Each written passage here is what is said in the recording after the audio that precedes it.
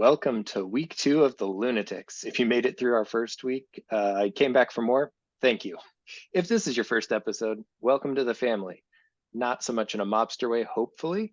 Again, I'm Tyler Edwards. I'm your host for this fun-filled show. And I think we've got a really solid week planned out this week. A lot of big emphasis on St. Louis City SC. Again, they're the hot ticket right now, and there's a lot of good things to talk about. There's a few things in there, certain things like that are certain no matter what happens. We got death taxes and Austin giving us the ball in their own third so we can score. It doesn't mean we're going to forget about our hometown Redbirds, but I am going to hand off here to my co-host and producer, John Love. It's all yours, buddy. Oh, thank you. I feel so special that you're sharing the love with me, sharing the attention. Yeah, I'm excited. There's a lot to talk about. I'm going to start off, I think, with the Cardinals here because they are less fun and not quite as much to go into, but we definitely have a lot for City this week, and I'm excited to get into it. So I think, before we really do anything with the Cardinals, we might as well just recap the previous week, kind of let everyone know what's going on. So we've had two series since we talked last week. One against the Mets, which is a 4-game series, and one against the Pirates, which is a 3-game series that ended today. We won 1 game against the Mets, and we won 1 game against the Pirates. So we went 2-5 during that stretch. That brings us up to a really fantastic record of 56-72, still last in the division. I believe we're still second to last in the league because Colorado still sucks more than we do. But yeah, that's where we're at. I have one question for you. Do we Okay. make it to 70 wins? I'm doing some quick math on how many games we have left. On it's actually possible. 78, 128. So we have 34 games left. Ooh. Can we go 14-20 the rest of the? I don't know if we can.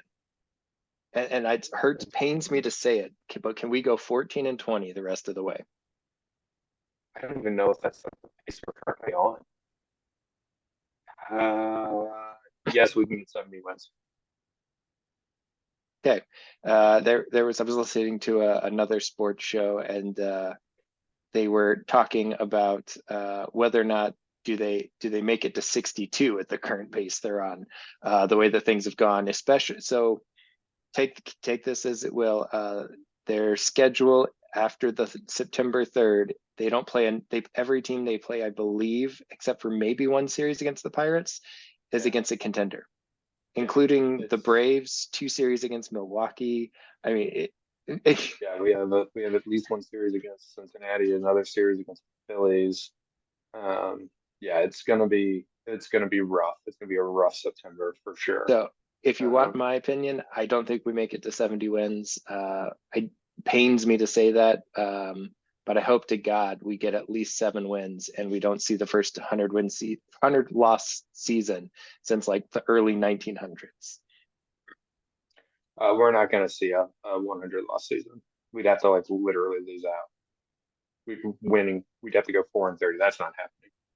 4-28. That's not No, no, gonna happen. five or six. If 162 games, if we get six more Yeah, wins, we need six. We need 7 wins. yeah, we're not gonna have a 100 loss season. That's not happening. We'll see what Uh, happens.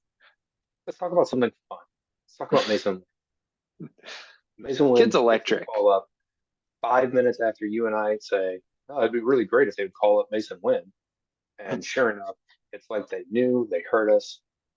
Ollie got on the phone, called him up, listening to our podcast live. That's my headcanon of what happened. What'd you think? What'd you think of his first week in the majors? A little underwhelming at the plate, but his defense looked good.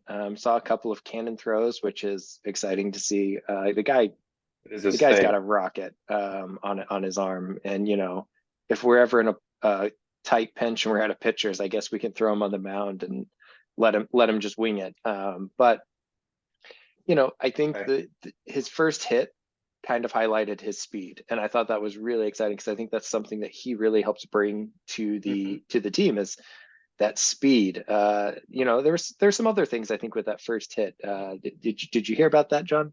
I did hear about it. I'm curious your thoughts on Pete Alonso and throwing the ball into the stands because I have I, thoughts. I have so many thoughts. He chucked it. I don't know if he really realized what had happened or not. Nonetheless, he did apologize profusely both on first and second base to Mason Wynn. And kudos to Cardinals fans being Cardinals fans, and he did get the ball back, which I think he said he's giving to his mom, just Mhm. as a memento. So I think that's cool as well. But you know, for me and Pete Alonso, it's one of those like, the guy's a rookie, this is an early call up. He's not like some nobody rookie that nobody's heard of. Like this was a big name, a big call up, and I'm sure he was on their scouting report. So he's got to have some idea there. And maybe just a quick moment of lapse of judgment. We've all had them, but it's a bad look for him. But I mean, Yeah, in I in mean your own words, he's a big, strong guy, right? Isn't that what you he told me last week? is he is a big strong guy. Um, well, here's my thing about it too. Like everyone, I think people are kind of coming around. Okay, maybe he didn't really mean to do it, but I mean, Harrison Bader did that to the Royals player last year.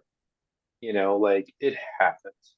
And we got the ball back. He apologized, bought Win some Don Julio and gave him a signed bat. Like, you know, obviously, I mean, the bottle of tequila is pennies to Pete Alonso, but still, it's a nice gesture he didn't have to do. And like I said, he got the ball back and he apologized. What more could we ask for him? We have a lot of reasons to hate Pete Alonso, and I don't think Yeah, this is one. yeah, no, exactly. And luckily, Mason Wynn is, I think, this year turned 21, as far as I'm aware. So, he can actually enjoy Very that good. Don Julio legally, and Alonso won't be on the hook for providing alcohol to a minor. Yeah. Thank God. Although, wouldn't that be something in there? Wander Franco Ah, providing other things to ah, minors, and Pete Alonso providing alcohol to minors. So, too I soon for don't. that?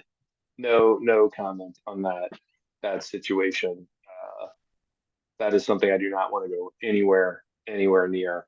Yeah, Other than that is about as much as I'm going to talk about it. But yeah, we'll let the police investigate and do what they do, and maybe make a comment at that point. Um, we had another pretty big call up this week too. You want to take this one?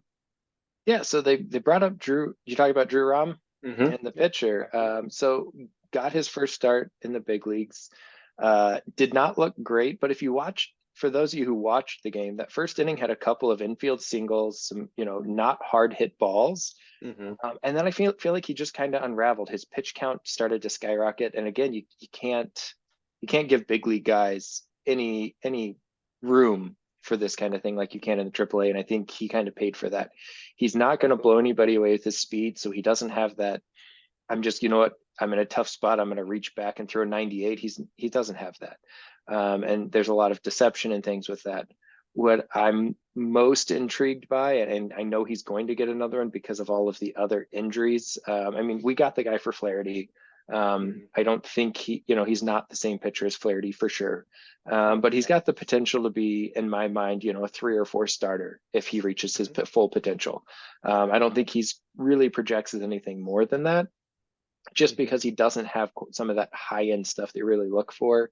Um, he does change his arm angles from time to time and kind of move some stuff around. So Mm-hmm. if you ever watch Nasty Nestor for the Yankees, not quite as much as Nasty Nestor, but he does do a little bit of It's a some name. changing the looks and things, Right. and and that kind of helps him with his deception and getting those pitches in there. But you know, I'm more intrigued to see what his next start and how he rebounds from this. I mean, he gave up 6 earned runs and didn't even make it through 4 innings.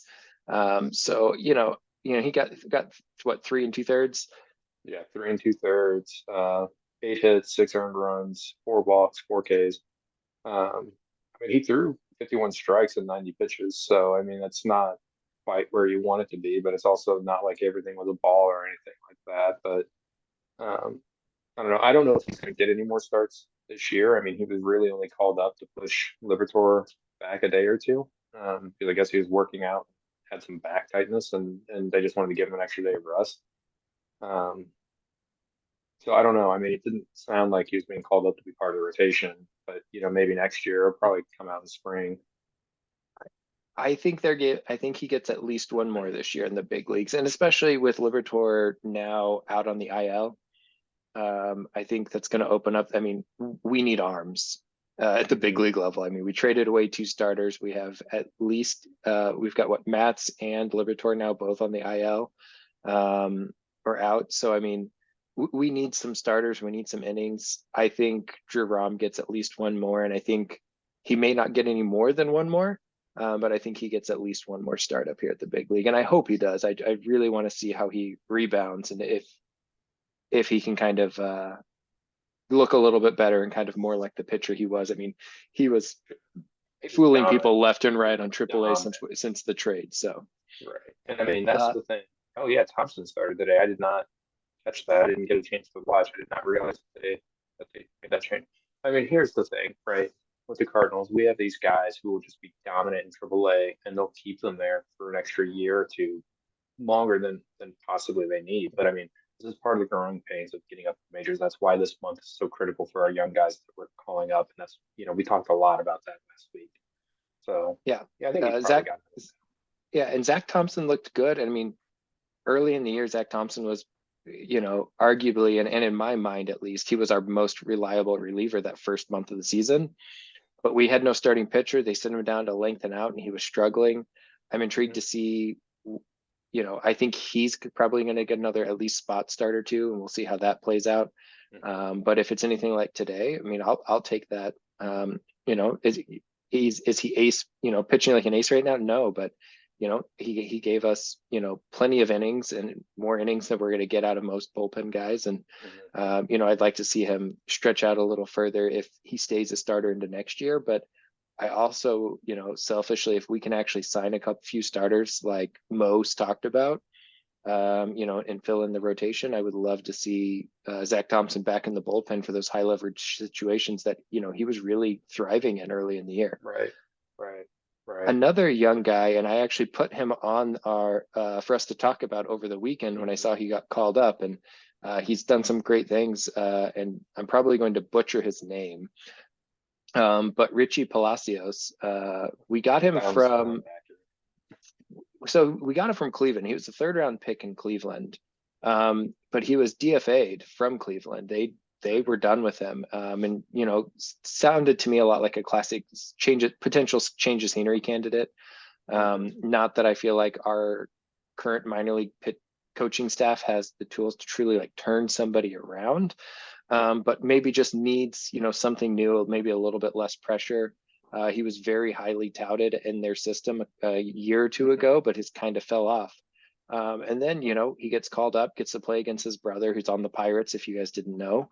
And so that was kind of a cool moment. He got to make his major league debut against his brother. At least Mhm. for the major league debut for the Cardinals, and then hit a home run yesterday, and then went 3 for 4 today in that win we had. Mhm. So I'm curious to see, is it, the high, is he making the most of it? And is he somebody who's going to stick around or not? And, it's kind of that fun time of the year where we can wait and see. What are your thoughts there?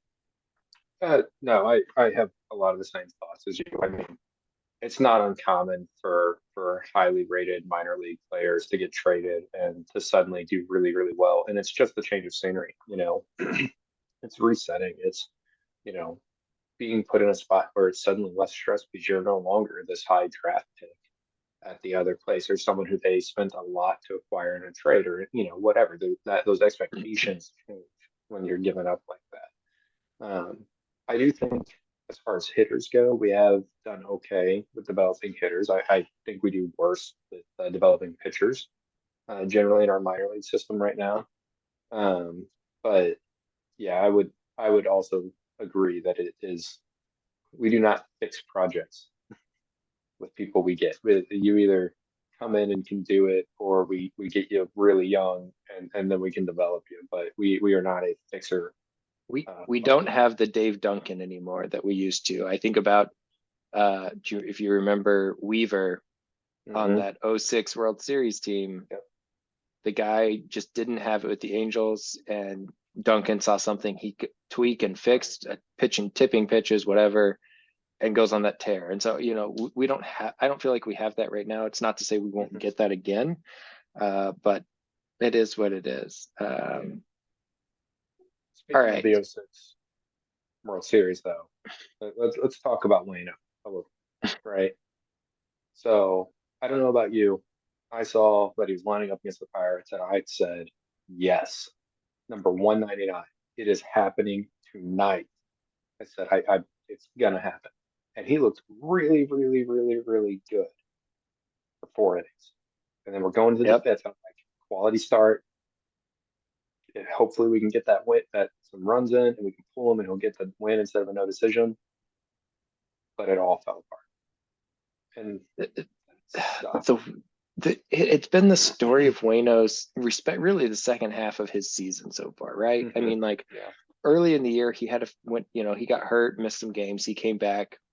Our bullpen blew a few games for him that he should have won. I mean, he should have already hit 200 this year if we, absolutely. don't blow him. But the second half of the year, I mean, like it's that one inning, right? Like if he can avoid that one bad inning, we'll be fine. If we can get him through 5 innings with a lead, I hope to God that Ollie pulls him and we do everything we can to hold that lead to get him those wins. And Yeah. he's running out of time, right? I mean, like we're running out of time for 199 and 200. We're not going to see him again, or at least as a pitcher. I hope we could get to continue to see him around the club and around the team and still being a part of Cardinals Nation.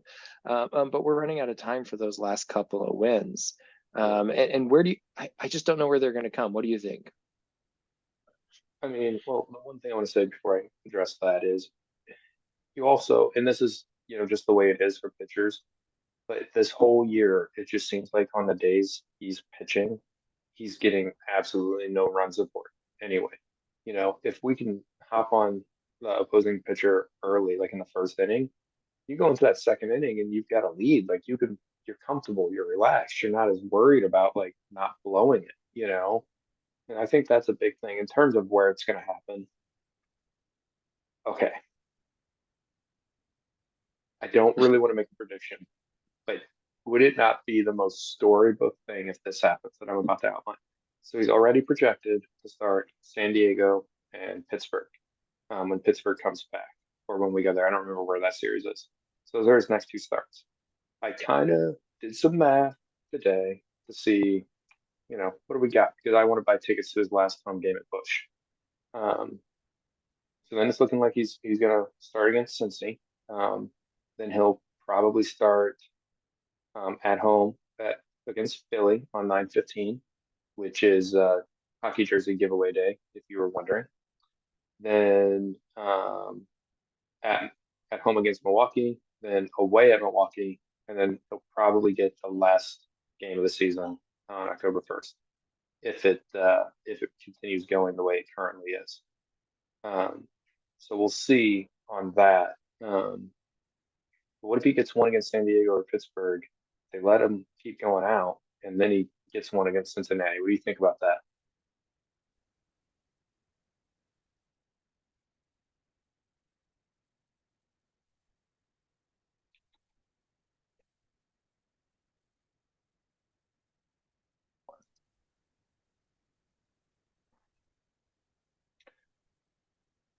So what do you Yeah. think if he gets that last one?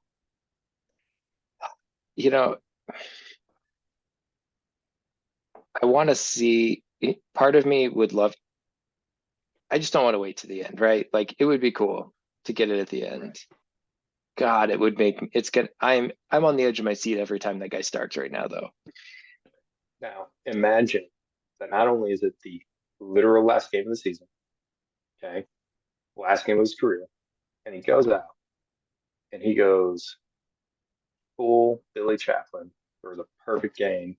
It's basically the entire plot to For Love of the Game. I'm just saying, could happen. Could happen. If it happens, I will buy you whatever bottle of whiskey you want that's under $100. I'll keep that in mind. I will remind $100 you. limit, my friend. That's I'm not made of money. that's a great qualifier and very wise on your behalf to institute that. I don't know, what do you think? You want to talk about Goldie and Arenado for a minute? Yeah, before I get there real quick, somebody just for you guys who are watching, keep an eye on Jojo Romero. He's pitched really great in high leverage situations here towards the end. I don't think he's going to be our closer long term, or he will be an answer at closer. I think he could be a fill-in closer when, if our guys pitched a couple days in a row. Um, but I could really see him potentially being that seventh or eighth inning setup guy. Hmm. And I think how he attacks the strike zone and throws those first pitch strikes are important. So something for anybody who's watching to keep an eye on. Absolutely. Goldie and Arenado, it's so hard to judge because our team's been out of it for so long, and you have two competitors who I feel like really want rise, to the Hmm. challenge of trying to get teams into the over the hump and into the playoffs. Hmm. You know, but they're Arenado's deep. The thing that hurt him early in the year was his defense wasn't what it usually is. Hmm. Um, he, after admitting to the arm fatigue and coming back around, I think it's easier to say, what, Arenado's done Arenado things towards the end of the year, and hopefully will bounce back. The bigger concern to me right now is Goldie. The guy is a workhorse. The guy comes in and he busts his ass day in and day out. But does he have, you know, is Father Time starting to catch up with him? Yes or no? I mean, the guy just won an MVP, so I'm not trying to like say that, but at some point you have to wonder. Brady, when Brady was finally done, it was obvious he was done. Yes. Age waits for some, but not for they're not. Age doesn't wait forever. Father Time's coming. And I think we've still got a couple of years with Goldie, but my concern, and again, this needs to, I feel like we, later on we'll do a much deeper dive at the end of the season into their numbers and stats, but you know, uh, from the eye test, you know, I think we've got 2 years, solid years left in him, but I don't know if we have much more. And I don't want to potentially trade away somebody like a Lucan Baker, who's leading all of minor leagues in home runs and Hmm. RBIs.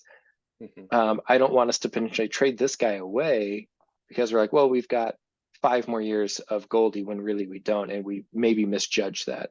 And Right. that's not a slight against Goldie at all. The guy isn't. I From the day The he was guy has traded become over such here, a he's Cardinals become one of fan. my favorite Cardinals. I mean, he should have been a Cardinal his whole career. The way the guy goes about his games. Absolutely. 100% agree. I mean, he's 35. I don't I don't think it's, like you mentioned with Brady, like how obvious it was with Brady. I don't think this year is that with Goldie, Mm-mm. but I think it could be the start. You definitely wonder. I mean, his OPS is down a lot from last year, and last year was a career year, sure, but it's still less than his career average has been. Um, and I mean, he's 35. I mean, next year will be when we see. I do think that if we were going to move one of the stars at the deadline, I do think Goldie would have been the one to move. I'm glad that they didn't. I would have been very upset if they had traded Nolan Arenado. Um, but I think what upsets me the most about this year, I think early on there was a little bit of this. But one of the things that always drew me to Nolan Arenado was that he had a lot of um, fire and passion, as you could say, right? When things weren't going well, he was the one trying to get everyone else to get it together. You compare that to Goldie, who is a come in every day, leads by example, just goes in, does his work, gets it figured out, and keeps going. And I just feel like this year, everyone has given up. And I don't know exactly when that happened, but like it just seems like at this point, everyone's just kind of like, yeah, we're just going to go in and it'll be what it'll be. And next year, we're going to figure it out. And that's okay if they figure it out next year. This season is already gone. We can't really change that, but it still is not who we are. Um, and that's upsetting to me. But I think and everyone's talked about it, but mhm. um, you know, I think there was a huge um, under. I think the management, the front office of the Cardinals, greatly underestimated everything that Yachty did and how much he was the glue that held that team together. And we've talked about it. and then to bring in somebody like Pujols last year as a mentor and a guide, and then for him to have the second half that he had, and it's Right. like, you know, we That was had something. some things last year and some leadership in the clubhouse, and Mhm. I'm not saying Arenado and Goldie aren't great leaders. Um, they're very different leaders, and I think Mhm. you cannot have one without the other. And that's why I was glad they didn't trade either of them, Mhm. because if they trade one, they need somebody else to fill their shoes, because Right. Goldie is very much the quiet, silent leader. Mhm. Everyone looks, leads by example. You watch what I do Mhm. as I do, because I'm not going to say much. Right. And Arenado is the guy who's going to tell you how it is. And Mhm. it's that fire and that passion, and you outwardly see. And I Mhm. think the two of them balance each other out really well. So I'm glad that we still Mhm. have them both. And I think it's good for the guys to see. Mhm. But yeah, where does it, what do we do long term? And at what point, right, do we try to get a little younger in some of the, in those spots? And Well, Arenado is younger than Goldie, and I think he's still got several years left of playing the same way that he's right. been playing. But I wonder, Goldie, when that cliff's coming. And I think as we get into, off season and our roster construction ideas and what we think needs to happen, I think this is going to be a big topic for us. Absolutely. Absolutely. Um, I only really have three more things to say on the Cardinals, and then I want to get to City, which is exciting and fun, and I Yes. just I want to get to that. So first off, Carlson also on the IL, just like Liberatore, so like that sucks. Might need surgery. They're still trying to figure that out. It's an ankle and an oblique thing, both going on. Um, Paul DeYoung, who I know that we've all, been saying for years that we needed to get rid of, and we did. And then like 2 weeks later, the Blue Jays DFA'd him, and I feel really, really bad about that. I feel really bad about that, even though we didn't do it. Um, but I mean, he went like 3 for 18 for them after we traded him. So like, I mean, it's clear, especially because Bo Bichette was coming back, and he didn't really have a spot anymore if Bo Bichette comes back that quickly. But it still just sucks. And I know it's a business, but you know, It is, and the guy got to play in the major leagues way longer than he should have. right? And that's fine. But And I mean, the guy came in, and I do have to say this is he never complained once. Cardinal right, Nation, we absolutely ripped him a new one right, every time he I stepped agree. on the diamond, I agree. and the guy embraced us nonetheless. Right. He deserved better And than what we and did. Ku- A lot. he did in a lot of respects. But on the flip side, God, he could not hit major league pitching the last however many years. So No, anyway, he had one what good year. Absolutely. what else do you got for me? Two more things. So you remember a few years ago, we made a big push to sign Giancarlo Stanton, right? Yeah. So instead, we got the wonderful Ozuna. That's true. That did not really work out for us. That being said, do you know how much money the Yankees have spent on Stanton for him to not play? How much money they have spent on just on games he has not played? No idea. I'm gonna let's see. So this was what, 2018 when this happened, right? Around It there, was yeah. before the 2018 season. So I'm gonna guess they've spent north of 70 million. Well, that is actually overshooting it, but it is $50.5 million on games that he was unavailable to play due to injury. So That I mean, and although if we had still made the Arenado trade, that 50 million from the that would have Rockies would have funded it. offset that. That would have funded it. I know that's what we need. We need to find another team to pay us $50 million to take their star. That's what we need. Let me tell you, that was Mozeliak's best day. He has never been more loved by Cardinals fans than the day that broke. And he will never reach that again because that was just absurd. The audacity of him to steal that. And then the last thing here, two more things. Thank God that the Yankees, the Mets, and the Padres all also suck this year because they're spending a lot more money than we are to be not any better really than us. And so the only reason why we're not a joke is because they are bigger jokes. And I'm okay with that. The Padres still have a chance at a wild card spot, so we'll see how the end of the season here plays out. I'm not going to say they're going to get it, but they're at least they're still mathematically in the hunt. The Mets and Yankees are and mathematically. the I just here's my thing. Both New York teams also suck. So I'll take the year we're having. That's right. Last thing on the Cardinals. I call this the 10-second yes or no. You don't have to explain anything. It's just me asking a question that you have not heard, and you have to give your answer, and then I will tell you my answer too. It's not All meant to right, be a debate. It's just yes or no. let's see it. Ollie Marmol is the manager of the Cardinals next year. Yes. I agree. The answer is yes, but it should be no. Yeah. That's exactly how I felt. All right. Moving on to St. Louis City. Oh my God. Thank thank God. Thank Thank God we have God St. Louis City. that Boston game. Can I recap the intro here? Yeah, There's certain things that yes, are guaranteed in life. guaranteed. Um, Death, taxes, and Austin giving us the ball in their own third for a goal. That's right. In the game. In the game. And fourth, that Teddy Parker's coming up with a big header right into the goal for the Well, first score. it's why he's got to do that, the hair swipe back, keep Right. that forehead open for those headers. That's right. That forehead was made for Eddie Leuven free kicks. When God made Tim Parker, he said, Eddie Leuven's going to just put that ball on that forehead all the time. And that's what happened.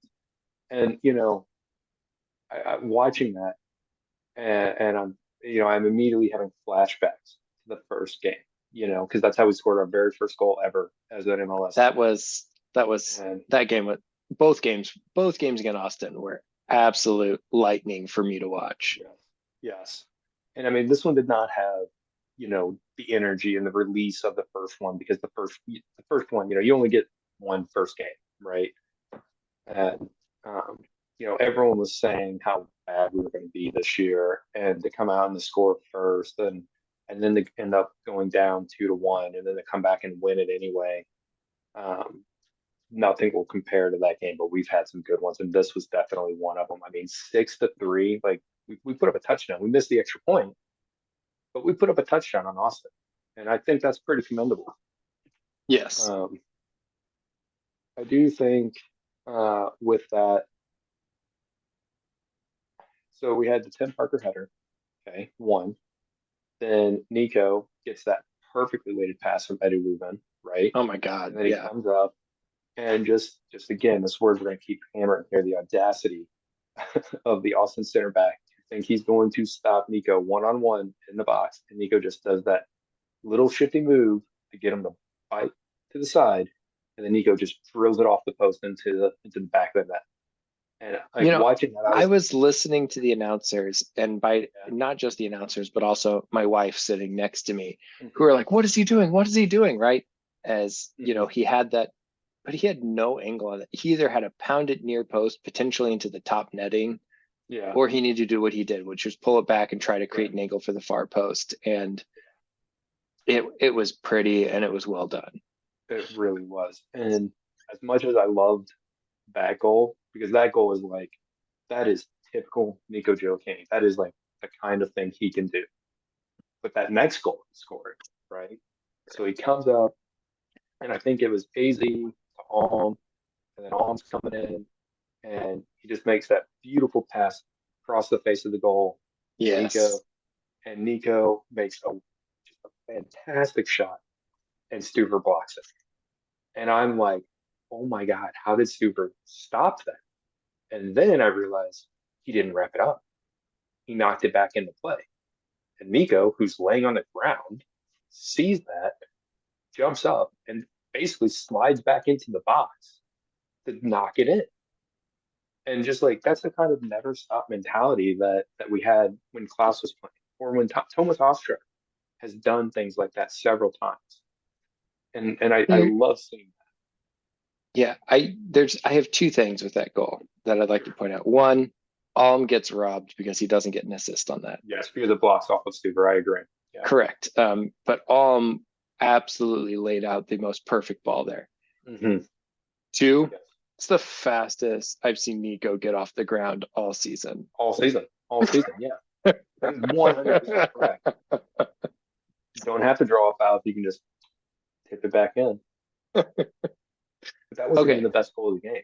the next goal, the goal number 4 was my favorite goal of the game. It was goal of the match day. Do you know that? I didn't see that it was goal of the match day, but Yeah, they that's announced it today, and it's so deserving. It's so deserving. So again, you have this just perfectly placed ball, I believe, from Edu Lubin again out into open space. Palm collects it, I'd like to point brings this it out. in. This was Yeah. Leuven's third assist of the game on this one, by the way. He did finish the game with 3 assists. Actually, I think that one was Ostrak. Nope, this one was Leuven had 3. This was his third. Right, I think it was Ostrak's goal. We'll look into it. We'll touch base. And then also to touch that off, we skipped over this. The absolute rocket that Leuven pounced off the crossbar in the first half. Oh, I know. If that was an inch lower, that's going to ricochet down into the goal. And Stuber had no Their chance. goalie didn't even No move. chance. He knew he had no chance. Right. Yeah, that was. Yeah, that you could like hear the crossbar echo on the broadcast, and I was like, wow. Um, but yeah, so Sam gets it. He's bringing it up, and so you see the one center back kind of come up on Sam's left, and then you see the other center back coming up from Sam's right, and then Sam just takes the outside of his foot and just flicks it in between them and over Stuber's shoulder into the net. And I remember texting you when that happened, like just like all caps, what the F just happened? Oh my God, what the how? Oh You my! have I asked mean, City my the phone is boldness. blowing up, and I'm sitting there, and for those listeners who don't know, my wife was never really a soccer fan. World Cup came around this last year, and I've been a Messi fan. I've been a Barcelona fan for my whole life. Sure. Messi came up. I've watched Messi. I've cheered for him in every World Cup. Um, the World Cup changed her in ways that I can never thank the World Cup enough for, to the point where in the US games and in the Argentina games, when things were happening, she was yelling at the TV.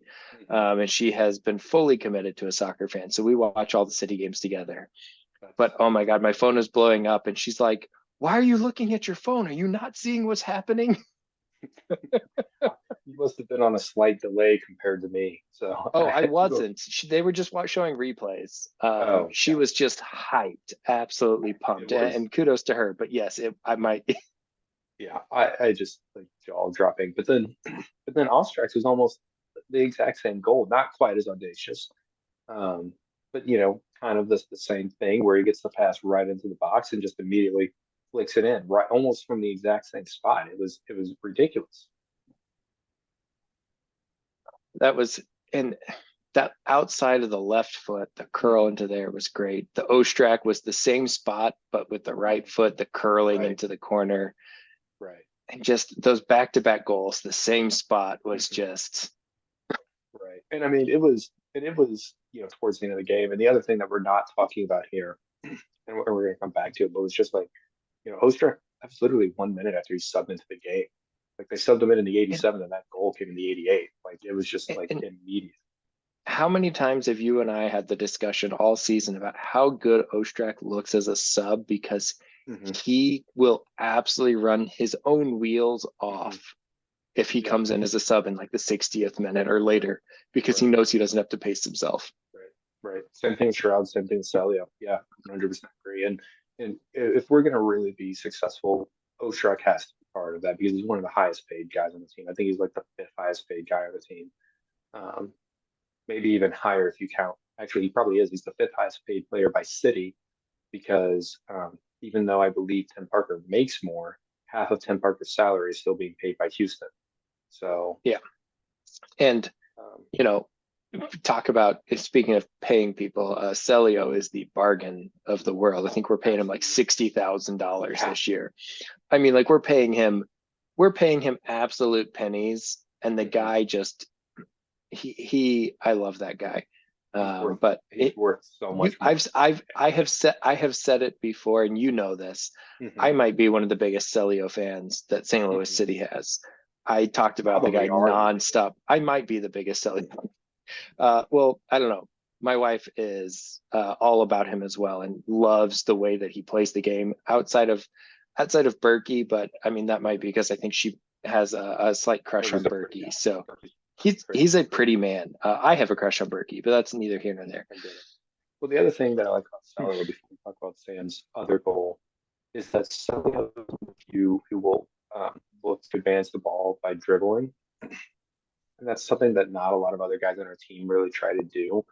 And I think it does add a nice, like, dynamic part to our game and our team.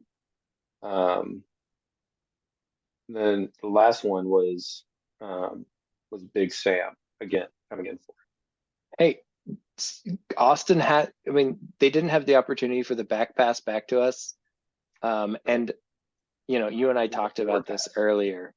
Do you how much the guy is Big Sam is a beast. And maybe it wasn't you, maybe it was my neighbor Matt. And Matt, if you're finally watching this because you said you were going to on your flight down to have some fun times. Um, Hi there, buddy. But it might have been Matt earlier this evening. We were talking about how much do you think that the Big Sam interception was the goalie 110% not accounting for how fast he truly is.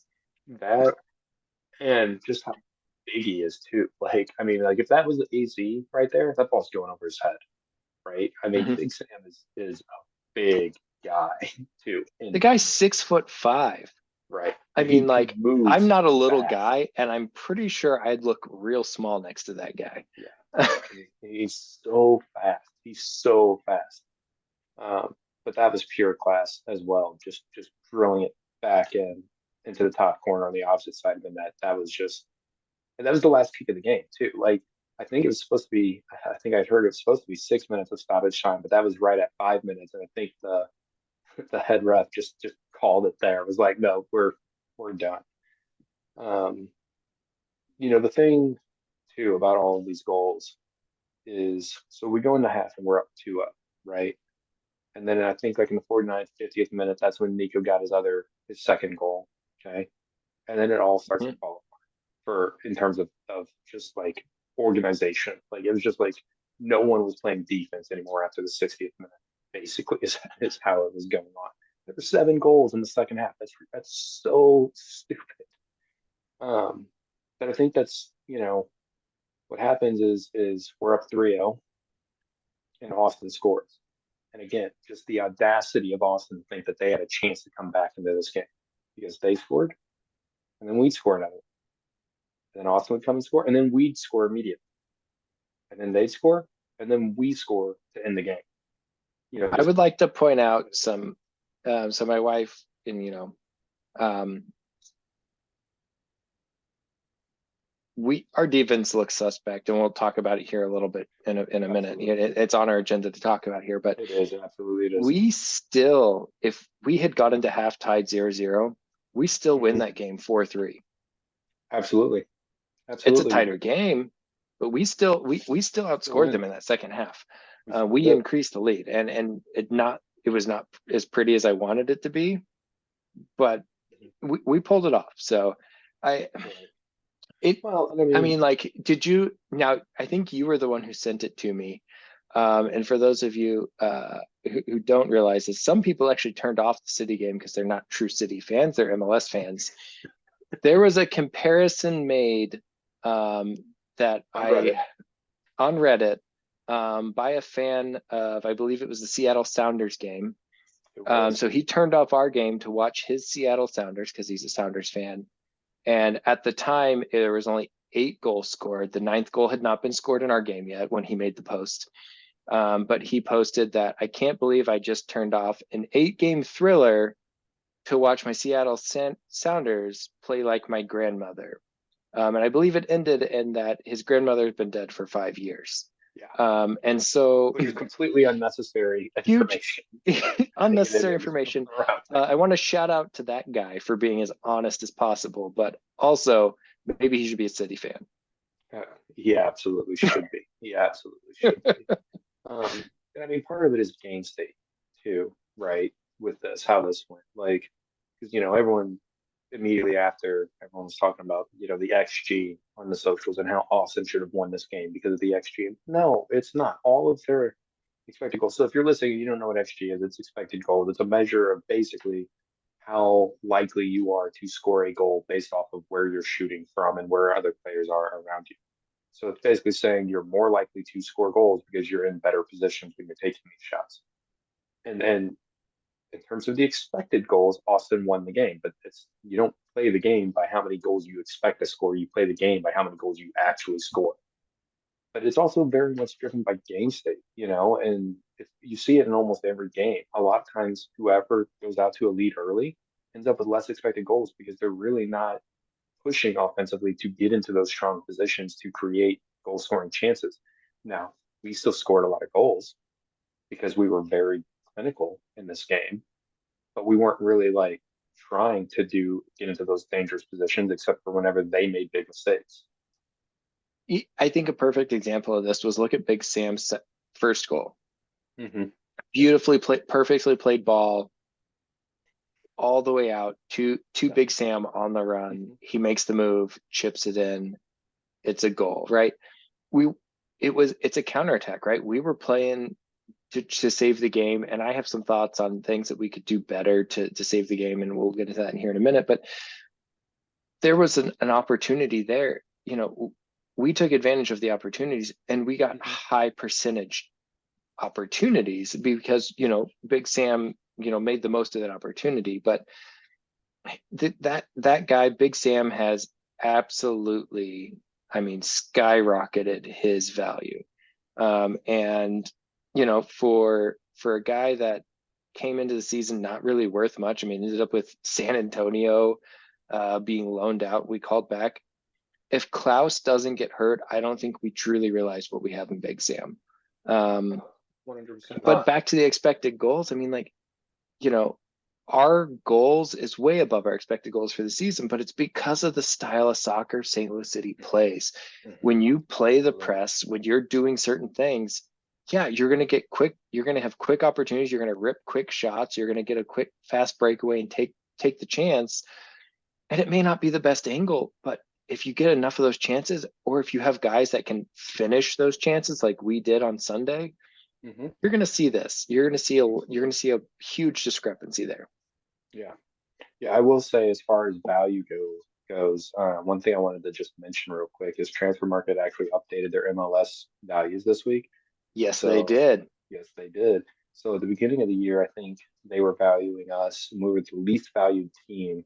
And what this means for those of you who maybe aren't soccer fans is so soccer is a global market, and instead of really trading players, teams will just buy players' rights basically.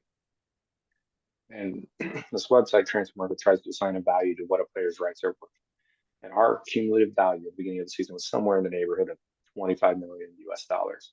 And we were the least valuable team in MLS. Well, we are now not the most valuable team, but we are now worth $41 million. And that's, we've only made two acquisitions, and they were worth maybe by themselves about $1 million in transfer fees. So, I mean, we've really grown the value of our team. And I don't think it's that our players have necessarily developed so much during this season. It's just they're getting the chance to showcase these skills that they've had, and that really just speaks to Lutz finding all of these players over the last year and a half to 2 years that he's been doing this. I think it's not just that, but it's putting people in the right system and the right way the way this team was constructed from the start, right? We found players that when we knew would succeed in our system. I see some of our players potentially getting a lot of looks in places like if they end up getting bought out, our rights get bought out, it's going to be in Belgium, it's going to be in Germany, places where this high press is really favored. Yeah. And I think it's we've put people in a position to succeed, but some of the guys that have seen the biggest hike in what their transfer market value are, we're talking about guys like AZ Jackson, who was a City 2 player to start the year, right? And somebody that we were player last year. Minnesota 2 player that absolutely tore us up that they didn't protect, so we stole it. We stole we talk about players like you know, Big Sam, who was a nobody. I mean, Mhm. he was a afterthought. Was he with the Seattle Sounders? I Mhm. believe when we got him. And I mean, like, and a complete afterthought on their team because they didn't know what to do with him. But then you Kyle was also the look at collegiate guys who are player having of the year. career. You look at guys who are having, are in the right system and having great years. Mhm. Edward Leuven's value's gone up. Roman Berkey's value's gone up. Mhm. Tim Parker's value has gone up. I mean, so it's not just the other guys. I mean, Celio is worth, Lord knows, way more than the $60,000 a year we're paying him. Mhm. And so all of that stuff adds up. And I mean, our team is worth way more than what it was. And that's a huge shout out to BC Absolutely. Bradley Carnell and the way that he puts players and as well as Lutz, right? Mhm. Lutz Yeah. and Bradley are putting guys in positions to succeed in Mhm. our system in ways that otherwise they would never, in where they were at, they were not going to have the same opportunity to have that they do now. Absolutely. Absolutely. Um, the last thing I really want to touch on for this game is, it all fell apart kind of towards the end for both teams. And I think that's what happens when you have two teams playing against each other that took a 3.5, 4 week break between matches. And you're playing at 9 p.m. and it's 100 degrees with a heat index that God knows what it actually was. Like, it's hard to play this game for 90 minutes. Like, it's tiring at the end. And I mean, I think that's just what happens. I do, and we talked a little bit about this with Kyle Hebert. I think, one bad tackle in the box, which he has now kind of shown a penchant for doing. I mean, that's the third time that's happened this year, where he's made a bad slide tackle in the box. So there's the first one. The second one, you can, it's kind of like an everyone thing, but it kind of definitely looks like when you watch it, like maybe he was supposed to be covering the guy who takes the shot. The third one, I really strongly felt that way, and I think it was also a little Yes. bit of bad luck because Nielsen comes in, and we haven't even talked about how Nielsen and Nuki both got their starts, or their first minutes with the team. I mean, Um, Thor's son. Yes. Thor's yeah, son, or it's not, that yes, guy. but Nielsen comes in, makes a great tackle, but it just lands at an Austin player's feet. And I mean that's gonna happen sometimes, and that's bad luck. But I kind of wish that Kyle had taken that step quicker to get there, and probably would have stopped that goal from coming in for that third one.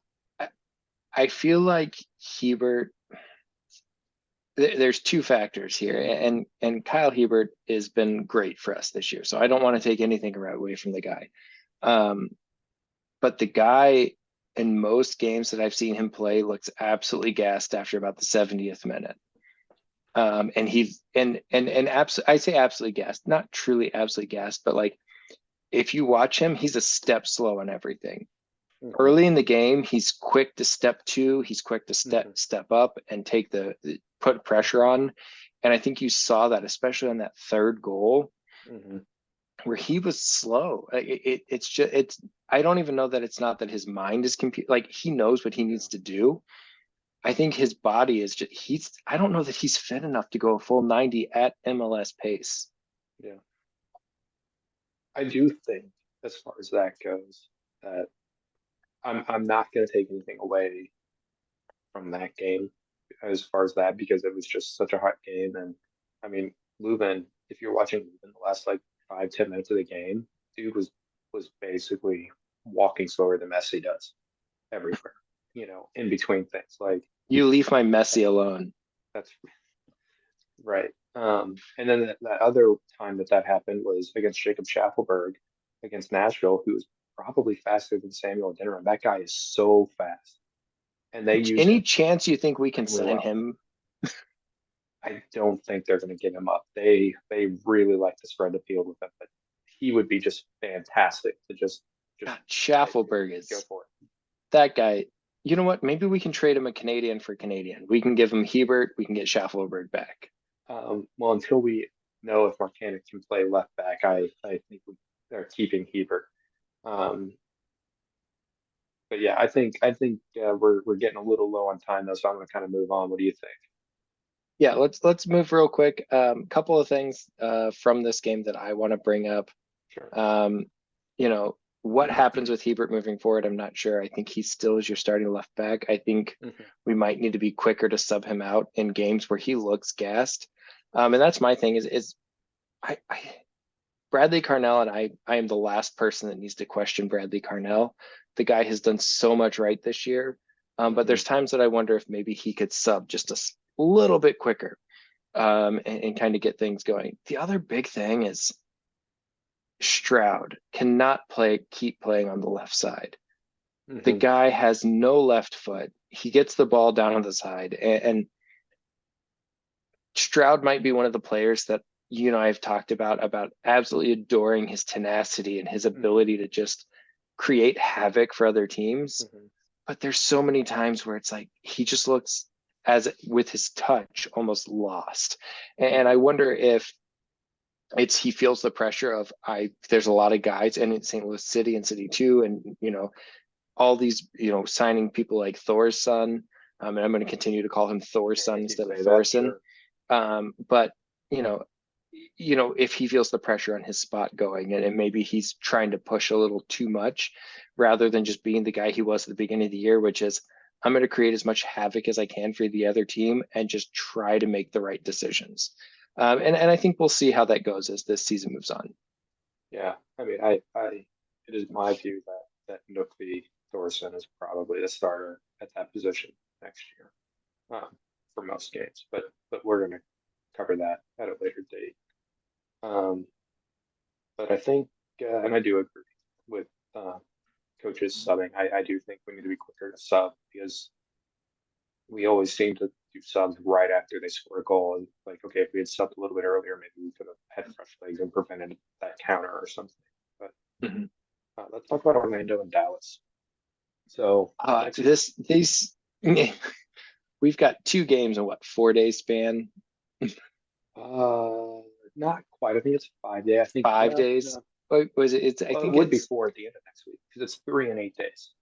So it's Saturday, yeah, Wednesday, Saturday. So yeah, three, yeah. 2 and 4, and It's back going to be back. a rough stretch. It is. Yeah, but we've been there. We've done this before, and we are going to have to rotate a little bit when we get there. I do think um, if you're going to rotate, I think you have to rotate for Dallas.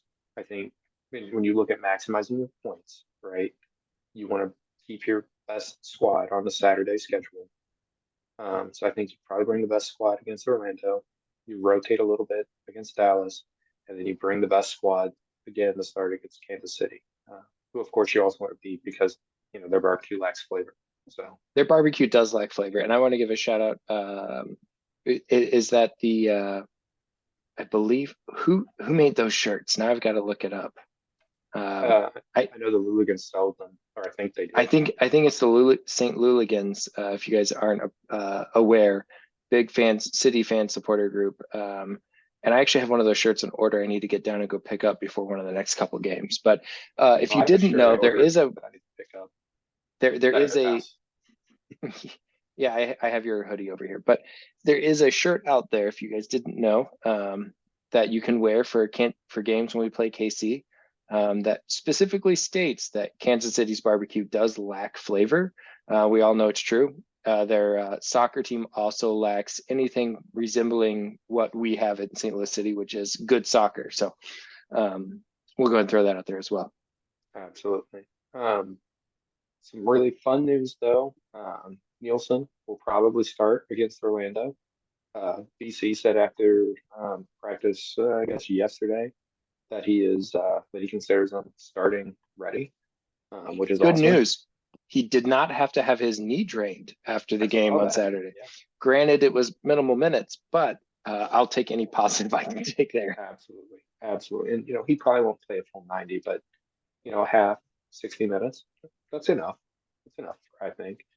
But there's a good chance we're going to see Klaus back this week. The closest coach has come to announcing Klaus being back was him saying that he is roster ready right now. That's not starting.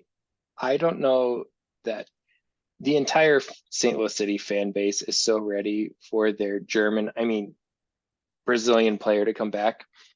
And the guy, I'm really intrigued to see who Carnell wants to pair him up with up top. Is it Giochini? Is that what he sees? Or does he see Big Sam? Can you imagine having Yeah, Big Sam and Klaus up top together, even for 30 minutes of a game, Mhm. it Yeah, I'm excited about I'm excited in my mind about the concept of it. We'll see how it plays out on the field. I think it'll be Nico first. Him and Nico were very good together at the beginning of the year. Him and Sam, the few times they were out there together, and this is probably just a chemistry thing and getting to know each other type of thing. They were playing the same locations, they were playing into the same spaces, whereas Klaus and Nico were intuitively playing off of each other. That's not Mhm. to say that he can't with Sam. It's just a familiarity thing, right? I felt the same Yeah. way a little bit with Milky Thorson and Adeniran at the Austin game. They both like coming in from that left side, and even with Sam supposedly being on the right, they just kind of naturally were finding themselves in the same spots. But that just takes time. These guys just met 2 weeks ago. Like, I what do you think expect? Sam has really shown his ability to play the left. And I Hmm. think if you get Klaus and Sam up there together, you really need Klaus is somebody who can play both right and left, Yeah. but you really kind of have to stress to Klaus to almost stay on the right. And I don't know if he has it in him, right? The guy is a gamer and he's going to want to go 120% the moment he steps on that field. Yeah. Absolutely. Absolutely. The next thing we kind of had to cover was some formation changes with player rotations. I'm curious your thoughts on this. This is something that you added, so I really want to hear what you're thinking. So here's my thought. And this is something that I thought maybe we should have done earlier in the game against Austin to prevent goals Hmm. is go to a three center back look or to a five line of five on defense. So part of me wonders if we had put in, and it might be Yara, it might be Bartlett, it might be whoever, but you've got Nielsen and you've got Parker. You throw Yara or Bartlett in there, and you have three center backs that are really able to challenge things. And especially if you've got a lead, if you've got a 2-goal lead, protect the lead and allow your Hmm. outside backs to do the work. And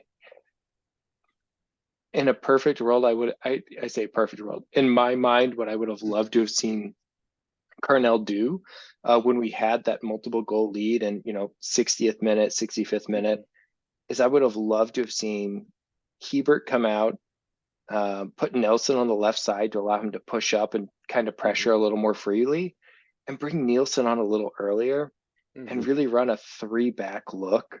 Hmm. And then you've got five. Watts already plays a right wing back. I mean, he Hmm. that's essentially what the guy's already doing. Right. But that three center back look, I think, could have really helped us preserve that lead. I agree. And but when you get to the playoffs, right? And you know, I'm not sure if we're truly set up for a true three center back look come playoff time. But if you do go three center backs for playoffs, right? If Nielsen is game fit, you're Hmm. starting Nielsen and you're starting Parker. But who's your third center back for a playoff game? I think it depends on if Marcanic can play left back, right? Because if they had done that, Marcanic would have been the one coming in the last game because he is at least maybe it's just hey, it's your first game, we're going to let you go out there if we have an opportunity or whatever, uh, or it could just be that he's already become that second center back and he's going to get an opportunity. I suspect he'll probably I don't know if he'll necessarily be playing on Saturday, but I think he'll definitely be starting on Wednesday if he doesn't start on Saturday, and and so we'll have to take a look at that. Um, I think it's either Hebert or Yarrow. Because I have the same concerns with John Bell and Lucas Bartlett as you do with Hebert. I think after the 60th minute, and it's also just the way they play, those two guys. Those two guys play where they are nonstop sprinting the entire time. And that's hard to go a full 90 with that style, and it works very well for them. But I do, you know, BC has shown that he does not like doing defensive subs. So I do think that Yarrow is probably the guy there. On top of the fact that Yarrow has been here, since day one and, was the captain on City 2. And, if Berkey isn't playing, like remember that Open Cup game we went to, Yarrow was the captain for that game. And so I think it's Can I highlight one of my favorite city moments of the year while we're talking about Yarrow and that Open Cup game we went to? Mhm, So we were playing Omaha Union, mhm, that here in city, mhm, and there was a guy who was very much trying to make his physical presence known. And of mhm, course, the first person he picks out is Celio, who's a little guy. mhm.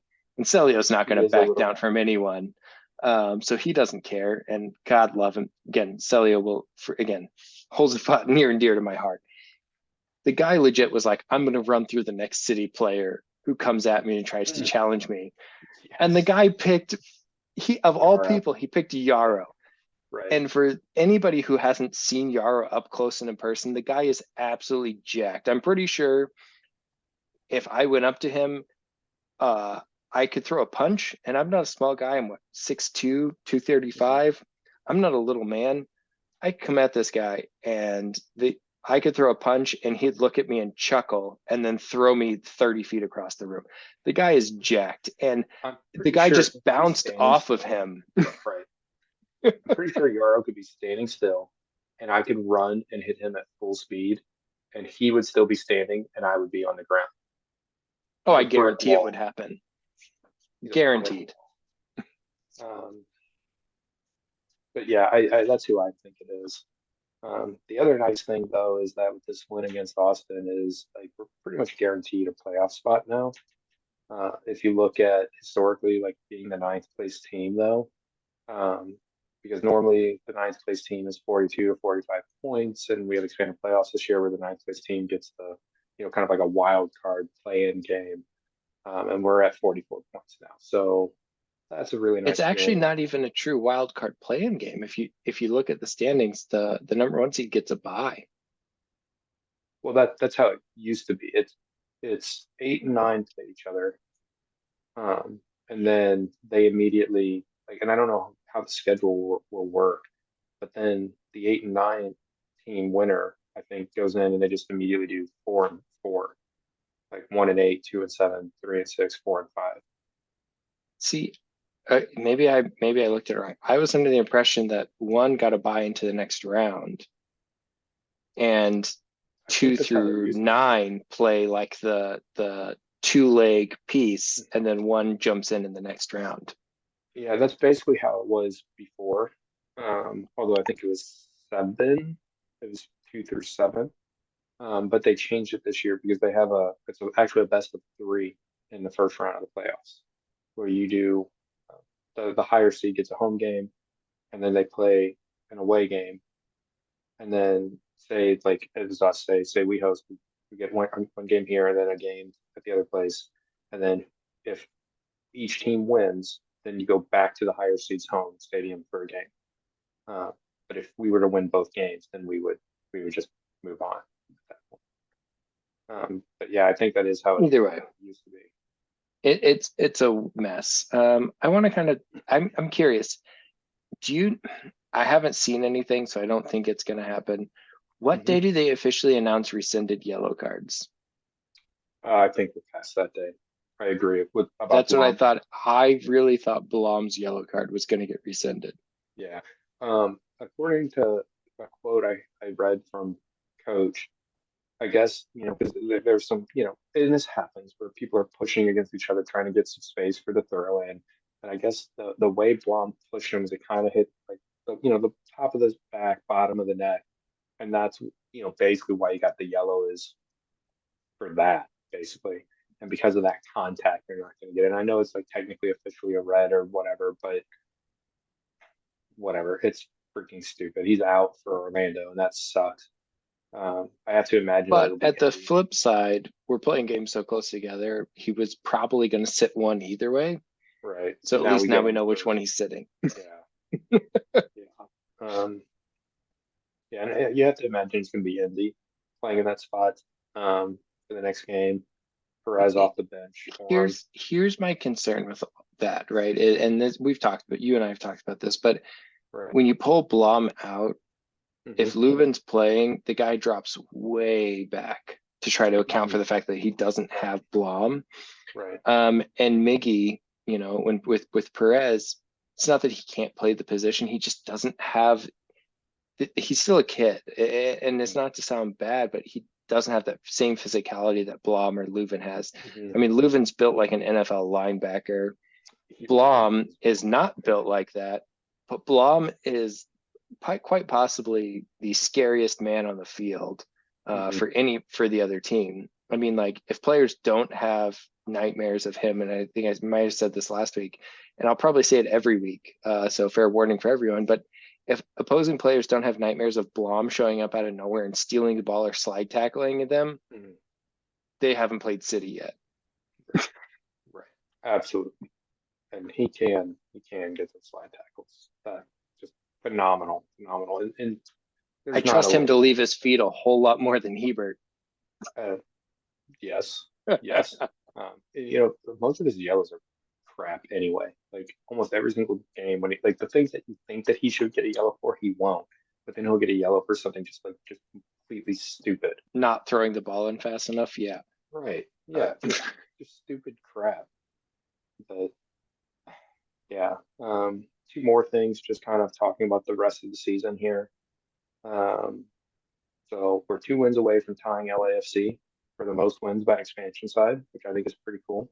Uh, LAFC earned 57 points in their first season, so only 13 points more than us, with 10 games left to go. I think that's realistic. I think we could beat that, although we do have a lot of tough games ahead of us this year. But I think we could beat that. hey, Um, those 2 wins against KC are going to help. I think they absolutely will. That'll get us to 50. Um, the other thing is, at this point, the game should be ended. The first thing I'm going to do when we hang up in a couple minutes is see who won out of RSL in Houston.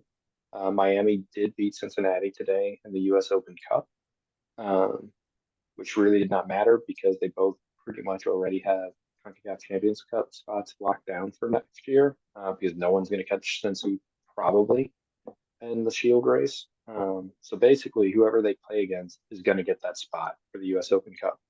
And I'm hoping it's RSL over Houston because if RSL gets it, that opens up an extra spot for that where if LAFC or someone catches us, that's an extra spot, I think, in the Shield standings that we are more likely to get. We're too far away from Houston for Houston to jump us in the Shield standings, but RSL is still close enough that they could finish the season theoretically with more points than us. So I'm hoping that that's who won that one. Did you have anything else on those things? No, if you wanted to know, just FYI, I'm score checking actively. It's 2-1 Houston over RSL in the semifinals. So in the 105th minute. But other kicker is LFC is up 3-0 right now against Colorado. So thank Yeah. God we did pull off that W. I expected Mhm. LAFC to win at home against Colorado, but good to see. Yeah. Yeah. That was I wrote that in pen. The LAFC won this game. And then I do have a question for you. Sure. My question is, so you keep putting these 10-second yes or no questions and not giving me any preface ahead of time. So what's my 10-second yes or no Mhm. question for St. Louis City? Yeah. So as you know, for our listeners who may not know, I alluded earlier to how players or teams can buy rights of players, and that's basically how they trade. And those come during these windows, these transfer windows is what they call them. The U.S. transfer window for the summer ended at the beginning of August, but the European transfer window for most countries is for about another week. It's normally the end of August. So, with that being said, yes or no, AZL Jackson will end this season as a City player. End our Yes, season.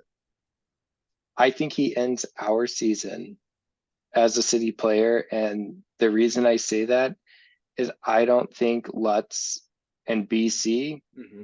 are willing to give up what he's bringing to the team. The fact that we're starting him over Indiana Vasilev right now is Right, all you need to know. right. And I and think, for those listeners who don't know, Indiana Vasilev just spent the last season playing in the Premier League in England on loan from Miami because at the time Miami didn't know what the hell to do as a team. Hmm? That's backwards. I thought he was Well, Miami's player that and Miami loaned him out to Austin Villa, right?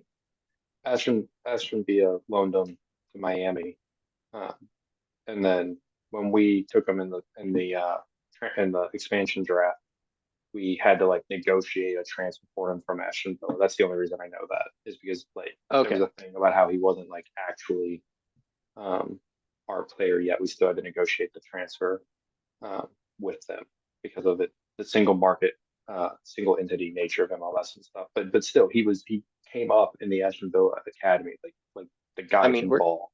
the guy can ball. He came up in the Premier League, and if anybody who doesn't know Premier League, in the leagues of soccer across the world, there's Premier League.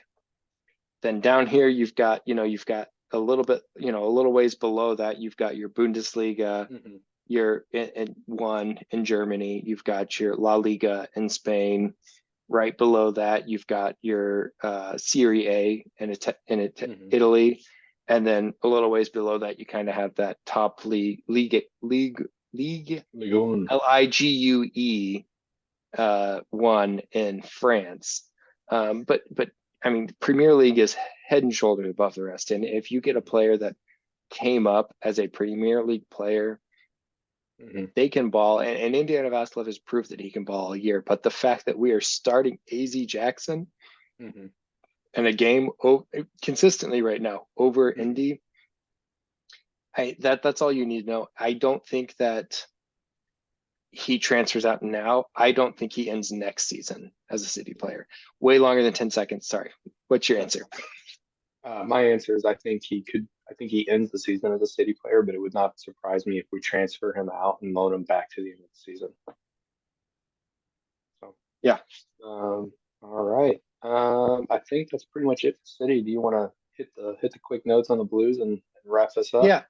I think there's a few things. So blue season's coming. We're gonna have a whole lot to talk, and lucky for you listeners, hopefully this episodes will be a little shorter with City and Cardinals, both kind of on break there. But really think about who needs to step up this year, and I think you need to see two things. I think we need to see some growth from some of our younger guys. I mean, we just handed out prior to last season, 8-year extensions to two players. So Robert Thomas. As well as our speed skater, who any of you who doesn't know, we've got why am I blanking on his name? John, help me out here. I don't know because I'm Jordan immediately Cairo. blanking on his name. Yeah, Jordan Kyrou. I can see Sorry, his I was like, face, it's but I going to can't come to think of his me. name. Jordan Yeah. Cairo. I was like, I can see his face. So we've got two players. We signed 8 years that we want to be here. But the guy that I really want to see, and I think he's going to be fighting for playing time, is Scott Perunovich. What can he bring to those defensive lines? And we're so deep on D. What is that going to mean for our team? The other thing that I really want to see, and I think we have to see, as our veterans have to step up. Yes, we need to see growth from our younger players. You always have to see growth from your younger players to stay in the loop. But do our veterans step up enough to lead them down to where they need to be? And those are my big questions heading into the year. And I think we're going to have a lot of time to talk about Blues, but I don't want to neglect them now because there is still things to be aware of that are happening. And the one thing that I always feel comfortable about the Blues that makes me nervous about the Cardinals is the GM situation. Mm-hmm. Doug Armstrong, Army is, in my mind, one of the best GMs in professional sports right now. Yeah. And the fact that the Blues have him is amazing. So, schedule wise, preseason starts up here at the end of September. Regular season second or third week of November. I think it's or October. I'm sorry. It's October 12th against Dallas. Is that correct, John? Yeah, for the regular season, yeah, preseason starts end of September, I think against Arizona. And I think that's things to just keep in mind. And again, we'll get big deep dives into the Blues as time comes, but exciting things are on the horizon. My fun question for you, this is going to be my 10-second question for you. I didn't put it on there, but now that I have it, Sure. Do the Blues get more points than the Cardinals do wins at the end of the season? Oh, oh God. How many points did they get last year? I can pull it up. Not a lot. Not a lot. Let's see how many they got last year because I am not convinced. Uh,